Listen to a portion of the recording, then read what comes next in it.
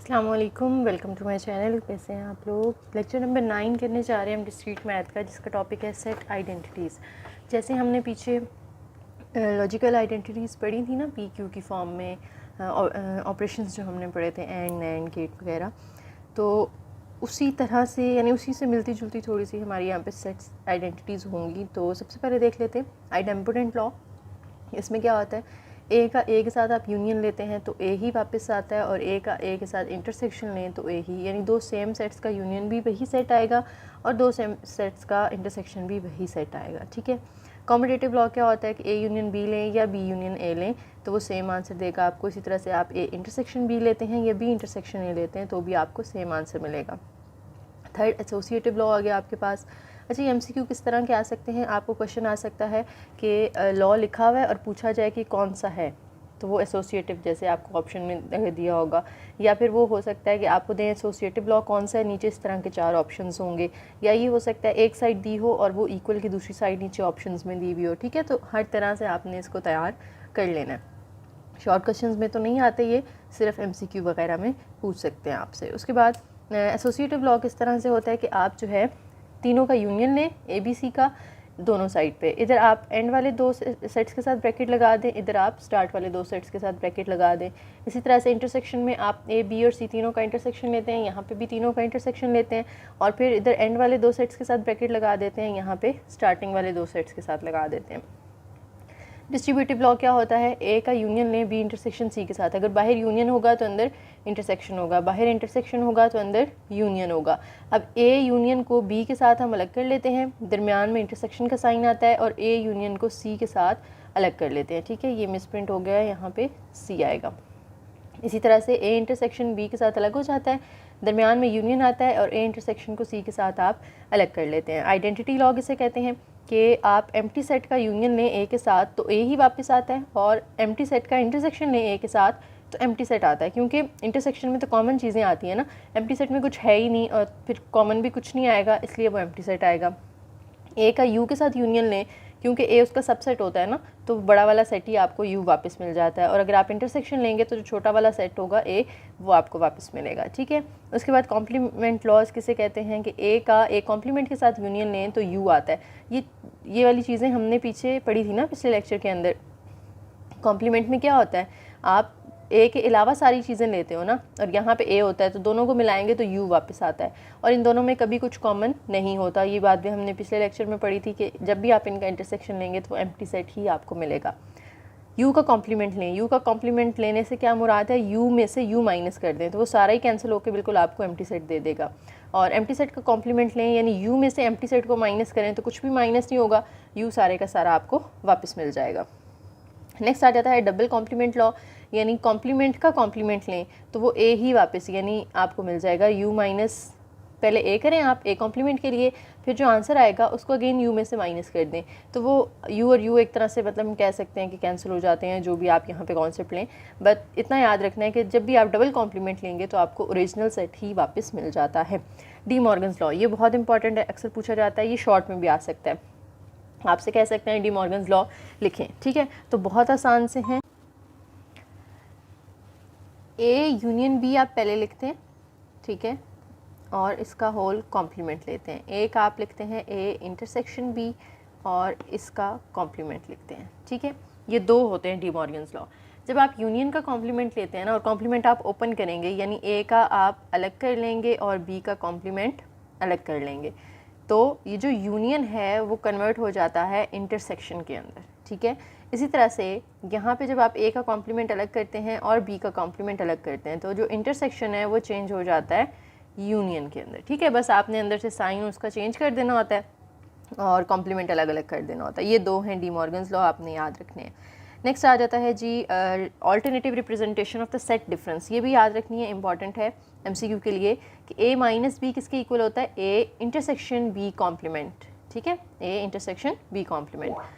Subset laws, अगर A union B C का subset है तो वो सिर्फ तब होगा अगर ए भी सी का सबसेट हो और बी भी सी का सबसेट हो, यानी ए भी इसका सबसेट है सी का और बी भी सबसेट है सी का, तो इनका यूनियन भी इसका सबसेट होगा। ठीक है, इसी तरह से अगर सी ए इंटरसेक्शन बी का सबसेट है तो वो सिर्फ उस सूरत में ट्रू है ये स्टेटमेंट अगर सी ए का भी सबसेट है और सी बी का भी सबसेट है। ठीक हो गया।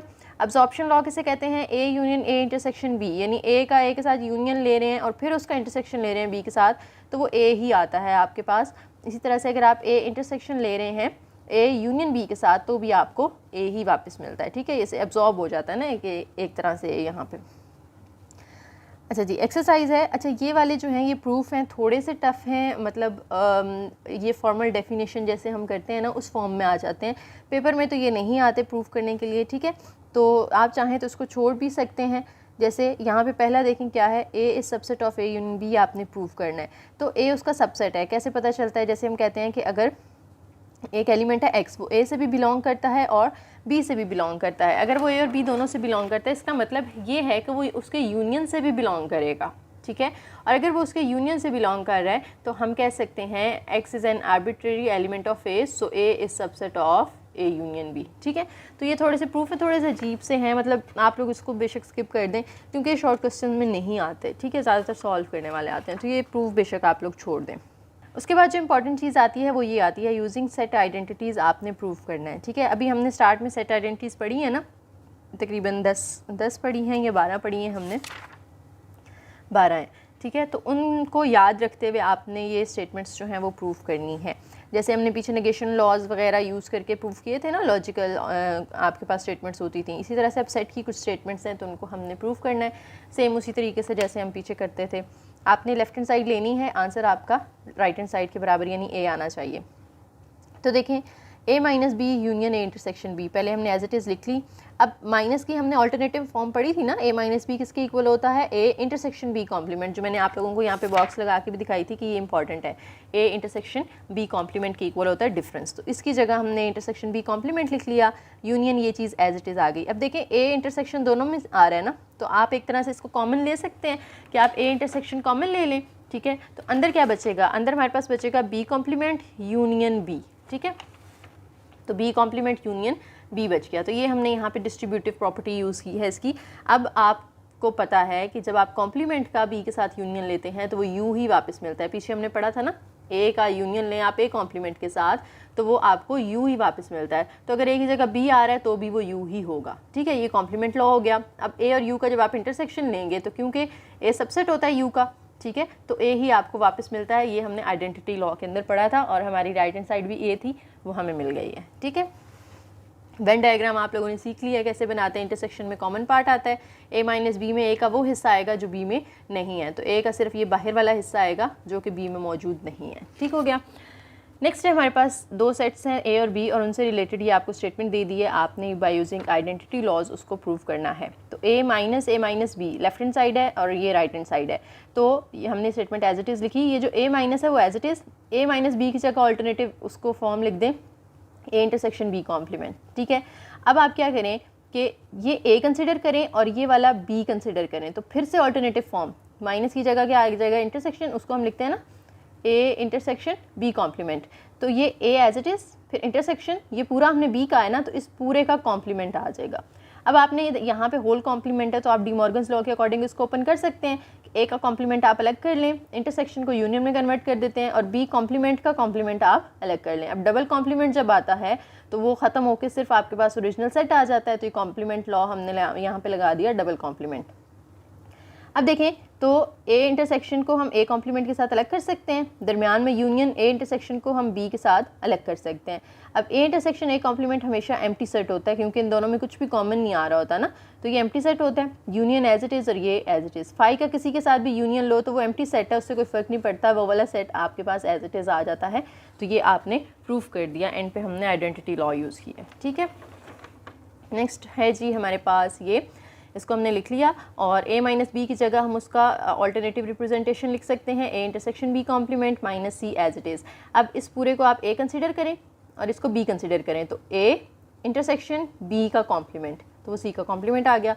अब a इंटरसेक्शन जो है और b कॉम्प्लीमेंट इंटरसेक्शन c, दोनों इंटरसेक्शन आ रहे हैं ना, यहाँ पहले दो के साथ ब्रैकेट है तो आप एंड वाले दो के साथ भी ब्रैकेट लगा सकते हो। ये एसोसिएटिव लॉ हो गया कि हम ब्रैकेट शुरू में लगाएं एंड पे लगाएं, कोई फ़र्क नहीं पड़ता।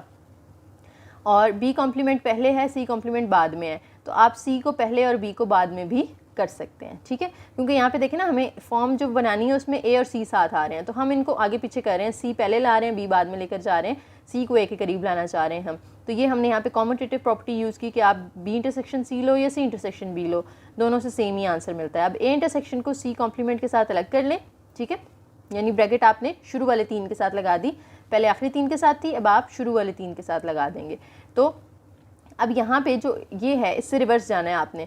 पहले इस तरह से माइनस होता था तो हम उसको इस फॉर्म में लिखते थे, अब ये इस फॉर्म में लिखा हुआ है, आपने उसको माइनस में लेकर जाना है।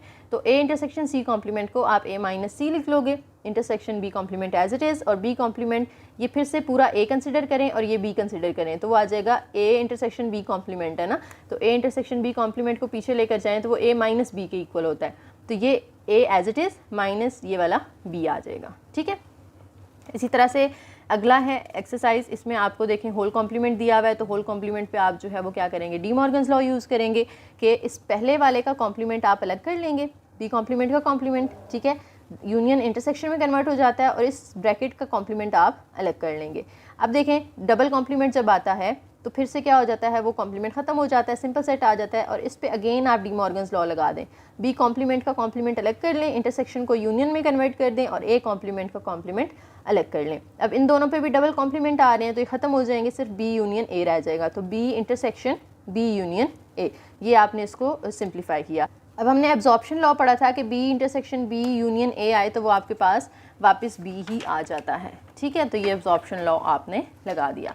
उसके बाद नीचे आ गए हैं जी, 3 स्टेटमेंट्स आपको दे दी उन्होंने, और कहते हैं इनके आपने ड्रॉ करने हैं मेंबरशिप टेबल, और ये तीनों सेम हैं जो मैंने आप लोगों को पिछले लेक्चर में कराए थे ना, लेक्चर नंबर 8 में, ये जो 3 हमने किए थे सेम वही स्टेटमेंट्स हैं, बिल्कुल भी उन्होंने इसको चेंज नहीं किया। आई डोंट नो उन्होंने क्यों बिल्कुल सेम एग्जांपल्स आगे दे दी हैं, लेकिन ये मैं आप लोगों को ऑलरेडी करवा चुकी हूँ पिछले लेक्चर के अंदर, तो आप लोग उनको जाके सुन लें, और अगर आपने पहले से सुना हुआ है वो लेक्चर तो फिर तो आपको ये आते होंगे, इनको खुद प्रैक्टिस करें। और फिर हम अगली लेक्चर नंबर 10 में वेन डायग्राम की एप्लीकेशंस देखेंगे कि डेली लाइफ के अंदर हम उनको किस तरह से यूज़ करते हैं, ठीक है जी। तो आज का लेक्चर इतना ही था, वीडियो पसंद आई हो तो लाइक करें, शेयर करें, और चैनल को ज़रूर सब्सक्राइब कीजिएगा। Thank you.